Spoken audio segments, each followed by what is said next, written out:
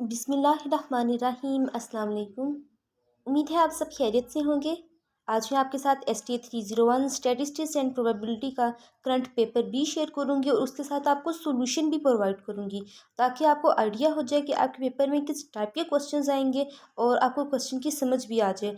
पहले मैंने आपको वीडियो जो आपके साथ शेयर की थी STA 301 की, उसमें मैंने कहा था कि आपके साथ सॉल्यूशन शेयर करूंगी नेक्स्ट वीडियो में। अब ये क्वेश्चन पेपर मुझे मिल गया है और मैं उसका सॉल्यूशन आपको साथ साथ समझाऊंगी भी, ताकि आपके कॉन्सेप्ट्स क्लियर हो जाए। बेसिक चीज़ ये है कि आपके कॉन्सेप्ट क्लियर हो जाए। अगर कॉन्सेप्ट क्लियर हो गए तो आप खुद से क्वेश्चन कर सकेंगे। और आपको पता है STA का सब्जेक्ट ना रट्टा लगाने वाला नहीं है। जिस तरह CS के सब्जेक्ट में प्रोग्रामिंग को टच करना ज़रूरी होता है, इस तरह STA के सब्जेक्ट में ये जो कैलकुलेशंस वाले क्वेश्चंस होते हैं, इनको करना, इनको समझना लाजमी होता है। जिस तरह हम प्रोग्रामिंग का रट्टा नहीं ना लगा सकते, सेम एज इट इज़ हम लोग कैलकुलेशन का भी रट्टा नहीं लगा सकते। मैं आपको समझाऊंगी, पूरी कोशिश करूंगी कि आपके कॉन्सेप्ट्स क्लियर करूं। और अब स्टार्ट करते हैं। टोटल 27 MCQs आपको दिए जाएंगे, जिसमें से 22 आपको अटेम्प्ट करने होंगे, 5 की चॉइस दी जाएगी। 3 शॉर्ट क्वेश्चंस दिए जाएंगे, 2 आपको अटेम्प्ट करने होंगे, 1 की चॉइस दी जाएगी। और 3-3 मार्क्स का एक शॉर्ट क्वेश्चन होगा। Same as it is 3 long questions दिए जाएंगे, 2 आपको अटेम्प्ट करने होंगे, 1 की चॉइस दी जाएगी। और 5-5 मार्क्स का एक लॉन्ग क्वेश्चन होगा। तो पहले हम ये बात कर लेते हैं कि जो हमारा MCQs हैं 22 मार्क्स के, ये कहाँ से आते हैं। मीन्स कि 38 मार्क्स का टोटल पेपर होता है, जिसमें से 16 मार्क्स के हमारे short plus long question answers निकल जाती हैं। और जो 22 मार्क्स का पेपर है वो हमारा MCQs ऑब्जेक्टिव ले जाती हैं। देखिए, मैं आपको किसी भी फाइल के बारे में नहीं कहूँगी, किसी भी पास पेपर के बारे में नहीं कहूँगी, क्योंकि मुझे खुद भी पता है कि 10-15 साल पहले वाली जो फाइल्स हैं उनके बीच में से कोई पेपर आपको उठा के नहीं देगा। और अगर आप कर भी लें तो जो ये कैलकुलेशन वाला सब्जेक्ट है, इसमें वैल्यूज़ तो आपको चेंज ही आएंगी ना। तो जस्ट इसमें ज़रूरत आपको अपना कॉन्सेप्ट क्लियर करने के लिए की है। छोटे छोटे से क्वेश्चंस आते हैं, अगर आप उनका कॉन्सेप्ट क्लियर कर लें, उनकी कैलकुलेशन को समझ लें, तो आपके लिए बहुत ज़्यादा आसानी हो जाएगी। और वैसे मैं कोई आपको इम्पोर्टेंट टॉपिक बताने लगे तो उस पर भी ना जाइएगा, क्योंकि व्यू में हर स्टूडेंट का पेपर दूसरे स्टूडेंट से चेंज होता है। और फिर ये चीज़ आपकी लक पे डिपेंड करती है कि कौन सा क्वेश्चन आ जाए। छोटा छोटा सा कॉन्सेप्ट हर एक टॉपिक का ले लें, ताकि को किसी के आसरे पे ना बैठ सके। और यकीन जाने, ही तो ऐसा सब्जेक्ट है जिसमें पूरे पूरे मार्क्स आते हैं। ऑब्जेक्टिव में भी थोड़ी बहुत हल्की फुल्की कैलकुलेशन पूछी जाती है, और क्वेश्चन आंसर्स में भी हल्की फुल्की कैलकुलेशन पूछी जाती है। तो अब हम चलते हैं शॉर्ट क्वेश्चंस और लॉन्ग क्वेश्चंस को देख लेते हैं। देखिए, इसमें भी एक ट्रिक यूज़ होती है। जो जो क्वेश्चन ज़्यादा कैलकुलेशन नहीं मांगते ना, इसमें वो वाले क्वेश्चंस पूछे जाते हैं। ये चीज़ देखिए, आपकी लक पे भी डिपेंड करती है कि आपका पेपर कैसा आया है। किसी का तो 50% पेपर पास पेपर में से और 50% पेपर हैंड आउट्स में से आ जाते हैं, जबकि किसी का 75 और 25 का रेशो रख के पेपर बना दिए जाते हैं। और किसी का तो जस्ट ज़रा सा टच किया जाता है, मीन्स कि 1 या हद 2 MCQs पास में से उठाई जाती हैं, लेकिन वैल्यूज़ उनकी भी चेंज कर दी जाती हैं। अब हम यहाँ पे रट्टा तो नहीं ना लगा सकते। यहाँ पे ज़रूरत हमें सिर्फ अपना कॉन्सेप्ट क्लियर करने के लिए। मैं बार बार आपको कह रही हूँ कि अपने कॉन्सेप्ट को क्लियर करें।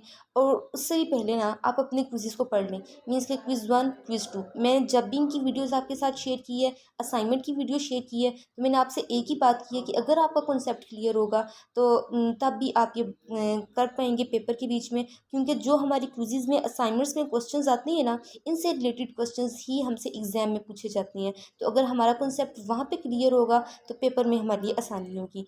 और अब चलते हैं, जो क्वेश्चंस मैंने लिखे हैं आपके लिए, उनके सॉल्यूशन की तरफ बढ़ते हैं। थोड़ा सा मैथ टाइप को यूज़ करना सीख लें। वैसे इतनी खास ज़रूरत नहीं है, जस्ट थोड़े बहुत सिंबल्स की वहाँ से हमें ज़रूरत पड़ती है, जैसे कि समीशन वगैरह की, या डिवाइड अगर बड़ा वाला आपने डालना, ज़्यादा सजावट करनी है तो फिर वहाँ से आपको उसका इस्तेमाल करना पड़ेगा।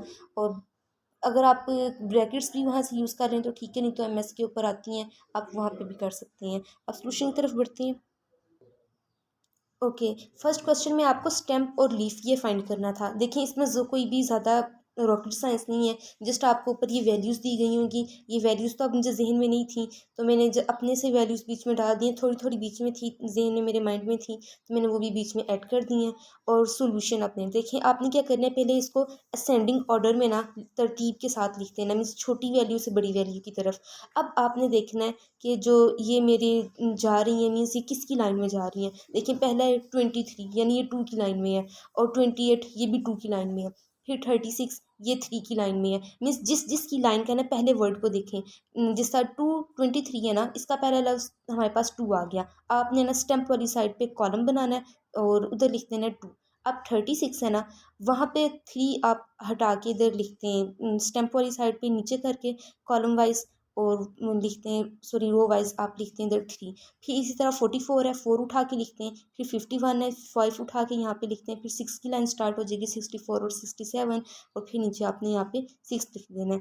अब आपने क्या करना है, 23 और 28 स्टार्ट में है ना, अब आपने क्या जो 2 है ना, 2 आपने स्टेम्प की साइड पे लिख दिया, तो पीछे क्या बच गया, 3, 3 आपने लीफ की साइड पे लिख दिया, और साथ में 28 का जो 8 है ना, वो आपने लीफ की साइड पे लिख दिया। 36 और 39 3 की लाइन में आ रहे हैं, 3 आपने स्टेम्प वाली साइड पे ऑलरेडी लिखा हुआ है, 6 और 9 जो इसके पीछे वाला हिस्सा बच गया ना, वो आपने लीफ वाली साइड पे लिख देना है। फिर एक 4 वाली लाइन बच जाएगी, 44 और 49 है ना, स्टेम्प वाली साइड पे आपने 4 लिखा हुआ है, तो 4 और 9 ये आप लीफ वाली साइड पे लिख देंगे। 51 है, 5 आपने लिखा हुआ है, और 1 आपने इधर लिख देना है लीफ वाली साइड पे। 64 67 है, 6 आपने स्टेम्प वाली साइड पे लिखा हुआ है, और जो 4 और 7 है जो इसके एक एक हिस्सा बच गया ना, वो आपने लीफ वाली साइड पे लिख देना है। एक इसका इंपॉर्टेंट MCQs आता है जो कि मैंने 2 पेपर्स में देखे अभी तक, 243। अब कहता है कि इसमें स्टेम्प क्या चीज़ है, 3 डिजिट आ गए हैं, तो आपने जो 2 और 4 है ना, वो आपने बताना है कि ये इसका स्टेम्प है। नेक्स्ट क्वेश्चन नंबर 2 को देखते हैं, फाइंड रेंज। और इसके साथ एक मिड पॉइंट का भी था क्वेश्चन, तो मिड पॉइंट में आगे जो 2 क्वेश्चंस हैं उनमें भी मिड पॉइंट का यूज़ होगा, तो वहाँ पे आपको बता दूंगी। रेंज में आपने क्या करना है, सेम एज इट इज़, वही वाला मैंने ऊपर जो वैल्यूज़ थी वही वाली ऊपर वाली दी हैं, आपने इनको असेंडिंग ऑर्डर में करना है, मीन्स छोटे से लेके बड़े की तरफ को ले जाना है। अब आप देखें कि इसके बीच में जो सबसे बड़ी वैल्यू है XM यानी मैक्सिमम वैल्यू क्या है, 67, वो लिखते हैं, और X0 यानी जो सबसे छोटी वैल्यू है वो कौन सी है, 23। तो अब इसको आपने ये रेंज का फार्मूला लगाना है कि means XM minus X0 divided by 2, और बीच में जस्ट वैल्यूज पुट कर दें कि 67 माइनस 23 डिवाइडेड बाई 2, तो आपका आंसर आ जाएगा 44 डिवाइडेड बाई 2, और फिर ये 22 के इक्वल होगा। ये था आपका ये वाला क्वेश्चन। क्वेश्चन नंबर 3 को स्टार्ट करते हैं। इसके बीच में आपको कम्युलेटिव फ्रीक्वेंसी और मिड पॉइंट फाइंड करना था। आपको क्लास इंटरवल दिया हुआ है, यहाँ पे माइल एज भी लिखा हुआ आ सकता है, तो क्लास इंटरवल के नाम से घबराइएगा मत, और आगे आपको फ्रीक्वेंसी दी हुई है। आपने 2 चीज़ें फाइंड करनी है, कम्युलेटिव फ्रीक्वेंसी CF, और जो है मिड पॉइंट फाइंड करना है। तो मिड पॉइंट कैसे फाइंड करेंगे, इसका फार्मूला देख लें कि x1 plus x2 divided by 2। अब x1 x2 कहाँ से निकलेगा, यहाँ से देख लेते हैं हम लोग। ये मैंने क्लास इंटरवल का जो कॉलम है ऐसे का ऐसे ही उठा के लिख दिया। अब जो मेरे पास 20 है, 20.0, 29.0, इनको मैंने डिवाइड कर दिया 2 के ऊपर। पहले इनको मैंने प्लस किया, फिर 2 के ऊपर डिवाइड कर दिया, जो मेरे पास आंसर आया 24.5। ये मेरा आंसर था। सेम एज इट इज़ मैंने अब सेकंड वाली रो पे गई, वहाँ पे मैंने अब ज़ाहिर सी बात है अलग मिड पॉइंट निकालना है। मिड पॉइंट को हम एक और नाम देते हैं क्लास मार्क का, और इसको हम XB कहते हैं। अगर किसी फार्मूले में हमें X की ज़रूरत पड़े तो हम मिड पॉइंट को X कह देते हैं, ठीक है। और आपने 30 में 39, 30.0 में 39.0 ऐड करना है, और इसको डिवाइड कर देना है 2 के ऊपर, फिर आपके पास 49.5 आ जाएगा। सेम एज इट इज़ आपने 79.5 तक जाना है, मीन्स के आपने 50.0 में 59.0 को ऐड करना है, और इसको डिवाइड कर देना 2 के ऊपर, आपका आंसर आ जाएगा 79.5। फ्रीक्वेंसी आपको दी गई है। अब आपने कम्युलेटिव फ्रीक्वेंसी कैसे फाइंड करनी है, CF आता था, CM मैंने लिख दिया, इसको दरगुजर कर दीजिएगा। फ्रीक्वेंसी पहला वाला ऐसे ही आ गया 7। अब नीचे आपने 7 के बीच में जो अगला वाली जो सेकंड रो के बीच में 3 लिखा ना फ्रीक्वेंसी का, ये आपने ऐड कर दिया, 7 + 3 10। अब नीचे आ जाए थर्ड रो के बीच में, 10 के बीच में अगली वाली फ्रीक्वेंसी मैंने 4 ऐड कर दी, तो 10 + 4 14। लास्ट रो में आ जाए फोर्थ वाली में, इसके बीच में आपने जो मेरा थर्ड रो का आंसर निकला था कम्युलेटिव फ्रीक्वेंसी का, 14 में आपने जो लास्ट वाली रो है फोर्थ रो, इसका जो 6 है ये आपने ऐड कर देना है, तो आपके पास आ जाएगा 60, 14 + 6 20। तो ये आपका क्वेश्चन नंबर 3 भी हो गया। इसी के नीचे क्वेश्चन नंबर 3 4 आ जाएगा, अर्थमेटिक मीन। अर्थमेटिक मीन का मैंने पहले फार्मूला लिख दिया है, और साथ में क्वेश्चन के अंदर ही आपको सोल्यूशन प्रोवाइड कर दिया है, ताकि ज़्यादा टाइम वेस्ट ना हो, यहीं से आपको समझ आ जाए। क्लास इंटरवल ये तो मैंने थोड़ी क्लासेस दी हैं ना, ताकि जस्ट आपको कॉन्सेप्ट समझ आ जाए, लेकिन पेपर में ज़्यादा थी, इसके आई थिंक 5 थी। और अब मैंने यहाँ पे किया 30 से 30 तक 30.0 से 32.9 तक है। और आगे फ्रीक्वेंसी 4 है। फिर इसी तरह मिड पॉइंट है। मिड पॉइंट मैंने कैसे फाइंड किया, सेम एज इट इज़ पुराना वाला फार्मूला लगाया कि 13.30 में मैंने ऐड किया 32.9 को और उसको डिवाइड कर दिया मैंने 2 से साथ, मेरे पास आ गया 31.45।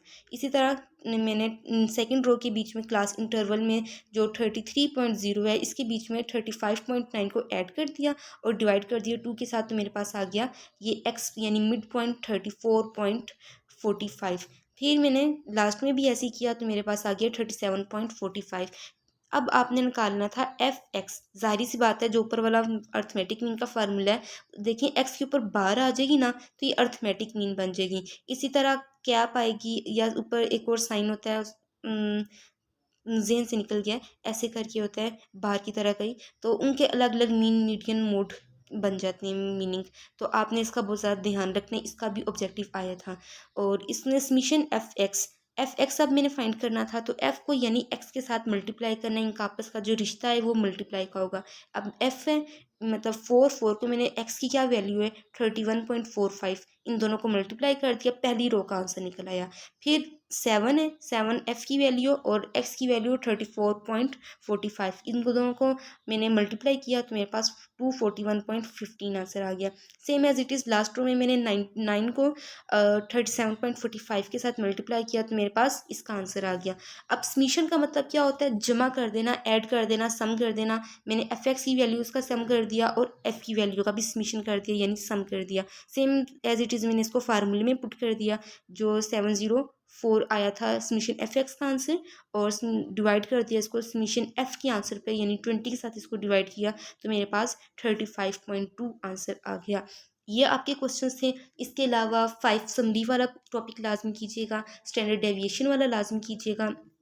कुछ भी सारे फार्मूलाज को अच्छे तरीके से याद करके जाइएगा। आपको पता होना चाहिए कि शॉर्टकट के जो फार्मूला है और ग्रुप डेटा के लिए उसके लिए मुझे कौन सा फार्मूला यूज़ करना है। अगर मुझे बीच में से सिर्फ क्लास इंटरवल दे देते हैं तो मिड पॉइंट कैसे फाइंड करना है, अगर फ्रीक्वेंसी दे देते हैं तो कम्यूटेटिव फ्रीक्वेंसी कैसे फाइंड करनी है, रेंज कैसे फाइंड करनी है, मिड रेंज कैसे फाइंड करनी है, क्वार्टाइल डेविएशन कैसे फाइंड करनी है, और फिर डिसाइल है, परसेंटेज है, छोटे छोटे फार्मूले हैं। यकीन जाने वादा करती हूँ आपसे कि आपका 1.5 घंटा मुश्किल लगना है अगर आप इस सब्जेक्ट की तैयारी करें और पूरे पूरे नंबर आएंगे इसके बीच में। जस्ट हैंडआउट्स को देखिएगा, किसी फाइल के धोखे में नहीं आइएगा, सिर्फ हैंडआउट्स को ही पढ़िएगा। मेरी पूरी कोशिश होगी कि फाइनल टर्म की प्रिपरेशन आपके साथ इसकी शेयर करूँ। ये बहुत ही आसान सब्जेक्ट है और अपने मैंने आपको 3 चीज़ें बताई हैं। सबसे पहले आपने अपनी क्विज़ को पढ़ना है और असाइनमेंट के क्वेश्चन को लाजमी करना है। अब देखें, असाइनमेंट का क्वेश्चन किसी न किसी तरह आपकी जो पेपर है इसको टच करेगा। लाजमी असाइनमेंट के कॉन्सेप्ट क्लियर कीजिएगा और क्विज़ अपने फ्रेंड से भी ले लीजिएगा, उसका करेक्ट सोल्यूशन जो होगा वो लाजमी कीजिएगा। उसके बाद सेकंड नंबर पे आपने अपने हैंड नोट्स को करना है। सारा नहीं ना होता तो कोई बात नहीं, जस्ट इनके फार्मूलाज याद कर लें, मोटे मोटे बातें याद कर लें कि जिस तरह ये फार्मूला है इसके बीच में से जिस तरह मीडियन का फार्मूला है वो थोड़ा सा मुश्किल हो जाता है, या आगे परसेंटाइल का फार्मूला है तो उसके बीच में से वैल्यूज़ निकालनी पड़ती हैं, एच की, एफ की और सी की वैल्यूज़। तो आपको पता होना चाहिए कि मुझे कहाँ से निकालनी पड़ेगी। तो फिफ्थ डेविएशन वाला क्वेश्चन बहुत इंपॉर्टेंट है, वो लाजमी कीजिएगा।